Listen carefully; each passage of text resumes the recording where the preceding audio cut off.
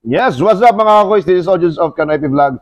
At kung kayo nga ay nagtataka, syempre nasa likuran natin mga beauty products. Ayan, so syempre medyo may iba tayo ng twist sa ating vlog, which is for beauty products naman tayo. So syempre associated ang beauty products sa mga babae, pero mayroon na rin mga kalalakihan na gumagamit na mismo ng mga beauty products. At this time ay nandito nga tayo sa Bea Jones Trading WLL. Dito lang yan sa May Mansura.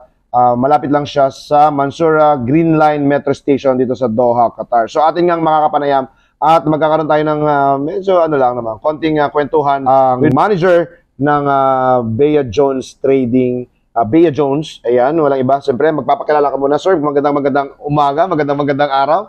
Ako nga pala si Paulo Samonte, ang in charge dito sa store ng Bea Jones. So, nagugulat ako kay Sir Kanoypi Biglaan.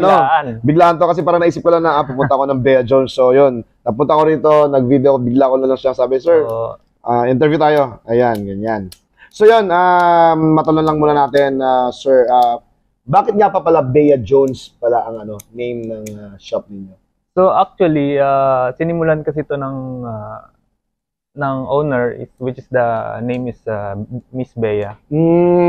Okay. And my partner siya, ang apelyido is Junus. Junus. So that's why Bea Jones. Yun. So ano nga ba ang mga ano nga ba yung sakop or under the Bea Jones? So meron kaming Bea Jones Trading, which is focus on beauty products, hairs, nails, for face, rejuvenating like that, mga products namin.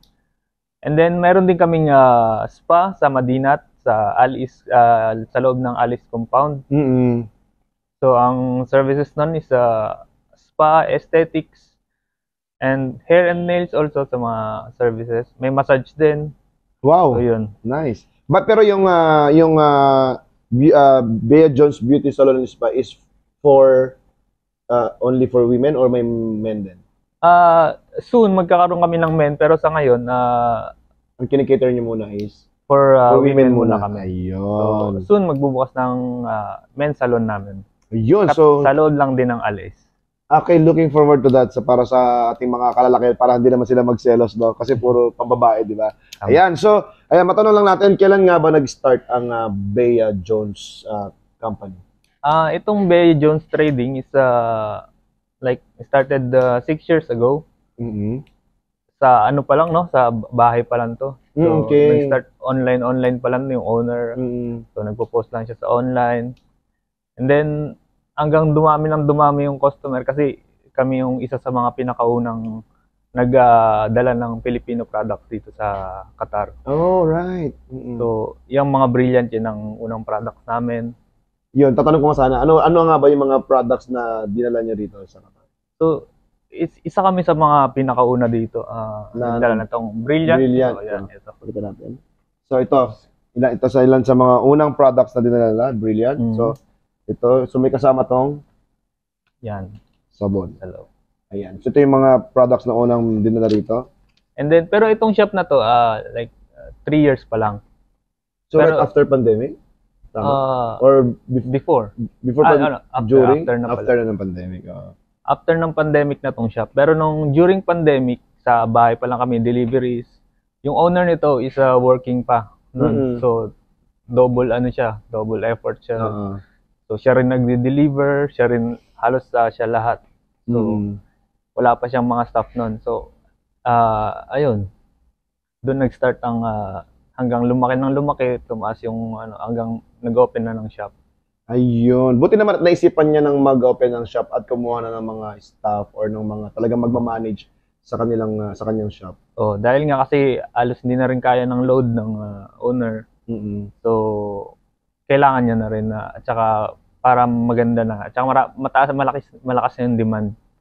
So, yung demand ng mga tao, parang sila na yung nagsasabing mag-open ka ng shop. Ayun. Maganda rin naman, di ba? Kasi talagang ang tao mismo ang naghahanap ng, or sila na mismo nagbibigay ng way para magkaroon ng shop ang company. Kasi gusto nila yung nakikita nila yung product mismo, hindi lang sa online.